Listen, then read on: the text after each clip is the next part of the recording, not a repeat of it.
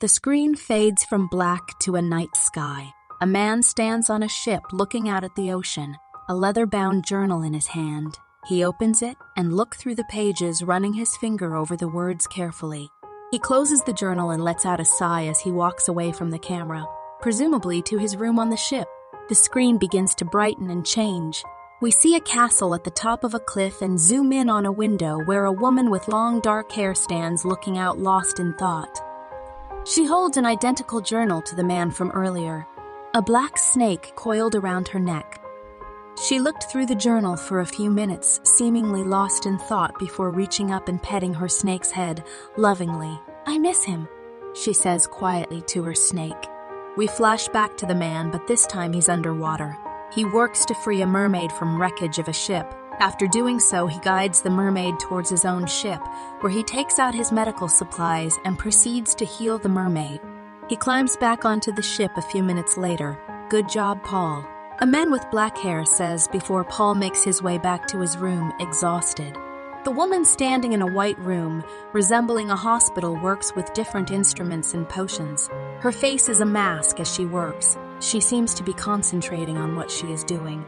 An older woman praises her on her work. "You've done good, Lyra," the older woman says with an approving smile. "Thank you," Lyra responds quietly before looking at her leather-bound journal again. "Hey, Paul," the man with black hair joins him. "Are you just going to sit there and stare at the journal all day?" the man asks with a teasing smile. Paul responds, "I'm just checking to see if any more notes were added to it about healing different creatures or people." "Is that a problem, Robert?" The other man, Robert, smirks at him. "Sure, that's all you're checking for," he says teasingly. Paul blushes. Robert pats him on the shoulder before walking away. Paul looks out, lost in thought. Lyra stands in the white room again, but this time she is looking out the window, seeming lost in thought, her snake coiled around her neck again. She doesn't notice the man enter behind her. "Did you miss me?" she hears a voice say. Lyra jumps and turns around quickly. "Paul, is it really you?" she says as she looks at him. Paul smiles. "It's really me." He holds out his arms. Lyra walks over and hugged him tightly. The two stay in that position for a while. There is clear chemistry between them. "I've missed you so much," Paul says as he holds her. Lyra seems to smile. "I've missed you too." At that point, Robert enters. He looks at Lyra and Paul with a puzzled expression. "I'm here too, Lyra," he says. Lyra turns and hugs Robert. "I've missed you, little brother," she says. Robert can tell there is something different about the way she hugged him and the way she hugged Paul. Flash forward again. Lyra stands with her siblings and Paul, out by a lake in front of the castle.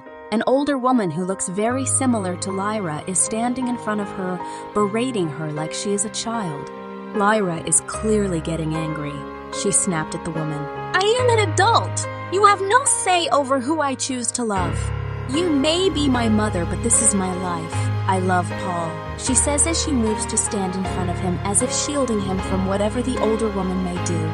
Now we flash forward through more images. A wedding, Lyra and Paul's wedding to be specific. Lyra laying in a hospital bed holding twins. Lyra and Paul healing people and creatures alike. The two of them holding their triplets. The two of them sitting in their room and Lyra opening an envelope labeled "Right Time." She looks at pictures of them from the Yule Ball when the two of them went together, which also happened to be the night of their first true kiss. This is the story of Lyra Black and Paul Grayson, two people from different statuses in the wizarding world who managed to find love beyond blood and water. Fade to black.